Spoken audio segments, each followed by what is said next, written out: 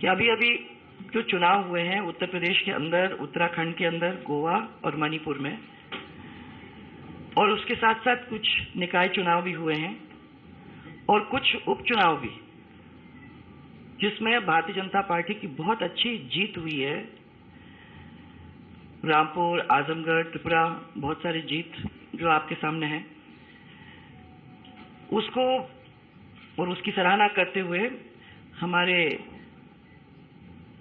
माननीय राष्ट्रीय अध्यक्ष जी ने, आदरणीय प्रधानमंत्री जी श्री नरेंद्र मोदी, और उनके गरीब कल्याण नीति, उसकी सराहना की और धन्यवाद दिया कि उनकी वजह से इतनी शानदार जीत हम लोगों की अलग अलग स्टेट्स के अंदर हम हासिल कर पाए। ये भी एक पॉइंट उसमें निकल के आया, पूरी दुनिया की अर्थव्यवस्था अभी चरमराई हुई है। आज पूरी दुनिया की आर्थिक विकास दर जो है वो औसतन 6%, वहीं भारत की जो अर्थव्यवस्था है that is now 8.7% and moving. इस 8.7% की दर से वो प्रगति करते जा रहा है। ये भी एक बहुत बड़ी उपलब्धि हमारी सरकार की है। इस बैठक के अंदर अमंग मेनी अदर पॉइंट्स हमारी ये भी बात हुई कि हम लोगों को प्रवास के कार्यक्रम पर विशेष जोर देने की जरूरत है। वैसे भी भारतीय जनता पार्टी ने हमेशा इसके ऊपर जोर दिया है कि हम लोग जनता के बीच में जाएं, जनता से मिलें, बूथ तक पहुंचने की कोशिश करें, छोटे से छोटे कार्यकर्ताओं से बातचीत करें और अपनी पार्टी को वहां बढ़ाने की कोशिश करें। उनका सोच था और उनका जोर था कि बूथ को मजबूत करना बहुत ही जरूरी है। बूथ अध्यक्ष, बूथ के कार्यकर्ता, उन लोगों से संपर्क साधना हमारे लिए बड़ी एक इम्पोर्टेंट है, क्योंकि वही छोटे कार्यकर्ता हैं जो सबसे इम्पोर्टेंट हमारे लिए हैं और जो एक्चुअली में फैल के इलाके के अंदर अपनी बात को सबके सामने रख सकेंगे। इस बीच में उन्होंने ये भी कहा कि संपर्क साधने के साथ साथ अंत्योदय के लिए एक गहन अभियान चलाने की जरूरत है। ये दोनों साथ साथ चलेंगे तो उसका फायदा कार्यकर्ताओं को भी मिलेगा और प्रदेश को भी मिलेगा और साथ में जनता को भी मिलेगा। आगे आने वाली अभी राष्ट्रीय कार्यकारिणी बैठक के लिए मैं 2 प्रस्ताव प्रेषित तो करे ही जाएंगे। एक तो राजनीतिक प्रस्ताव है, दूसरा अर्थव्यवस्था और गरीब कल्याण, ये भी पेश किए जाएंगे। और इन सभी प्रस्तावों के प्रारूपों के ऊपर पदाधिकारियों की जो बैठक अभी हुई है उसमें चर्चा हुई थी। ये भी we also felt that perhaps it's a good idea कि जिस प्रदेश के अंदर बैठक होगी उस प्रदेश की स्थिति के ऊपर एक स्टेटमेंट निकालने की जरूरत है। तेलंगाना की स्थिति पर भी राष्ट्रीय कार्यकारिणी की बैठक में एक स्टेटमेंट जारी किया जाएगा। राष्ट्रीय पदाधिकारी बैठक में जो संगठन के कार्यक्रम हैं और संगठन की मजबूती के लिए उन कार्यक्रम पर चर्चा करके पूछताछ करने का प्रयास किया गया कि वो आगे कैसे बढ़ रहे हैं, और ये भी बताया गया कि थोड़ा सा ट्वीक इधर उधर करके उसको और आगे बढ़ा के उसको और सशक्त करने का काम अगर हम लोग करेंगे तो पार्टी को उसका भी फायदा मिलेगा।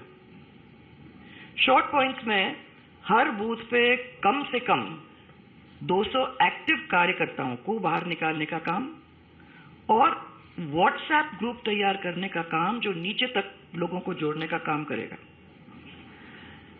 फिर मन की बात जो कार्यक्रम है उसके ऊपर किस तरीके से सुचारू तरीके से हम लोग उसका संचालन कर सकते हैं, और उसको और आगे कहाँ तक फैलाने का काम कर सकते हैं, उसके बारे में भी बातचीत हुई।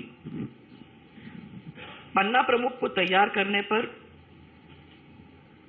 चर्चा हुई।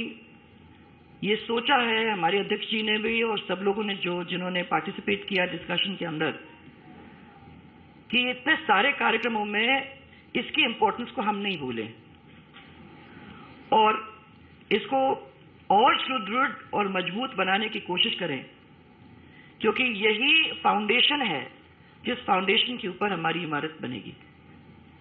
ये पन्ना प्रमुख ही है जिस पन्ना प्रमुख के ऊपर हमारे आगे के इलेक्शन का कार्यक्रम मैंने निर्भर होगा। बूथ सशक्तिकरण का अभियान, ये हर सप्ताह हमारे प्रदेश अध्यक्ष और हमारे संगठन मंत्री उसकी समीक्षा करेंगे। माने ये जरूरी है, क्योंकि अगर हर हफ्ते हर 15 दिन के अंदर हम लोग इसके बारे में बातचीत करते रहेंगे, उसकी समीक्षा करते रहेंगे, तो एक्चुअली में ग्राउंड लेवल के ऊपर क्या हो रहा है, काम हो रहा है, वो कहां तक पहुंचा है, इसकी जानकारी भी हम तक पहुंच जाएगी। सबसे इंपॉर्टेंट जो कार्यक्रम अब हमारे सामने आ रहे हैं और जिसके ऊपर डिस्कशन हुआ, वो थे आजादी के अमृत महोत्सव का कार्यक्रम।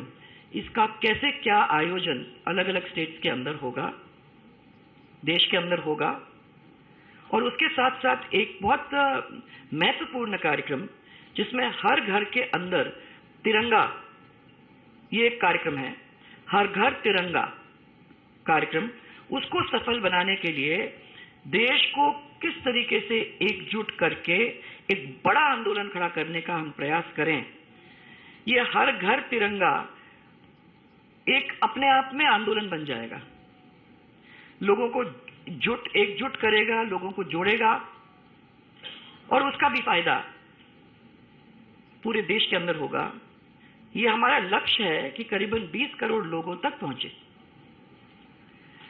फिर हमारे पास साथ साथ इसके अभी हमारे पास काउंटिंग समथिंग लाइक 30 करोड़ लाभार्थी। इन तक हम कैसे पहुंच सके, इनसे कैसे बात कर सकें, इनको कैसे कंफर्ट लेवल देने का काम करें कि भाई ये जो लाभार्थियों का कार्यक्रम हम लोगों ने किया है उससे किस तरीके से फायदा उनको पहुंचा है और आगे इसको किस तरीके से हम बढ़ा सकें। इन सब चीजों के ऊपर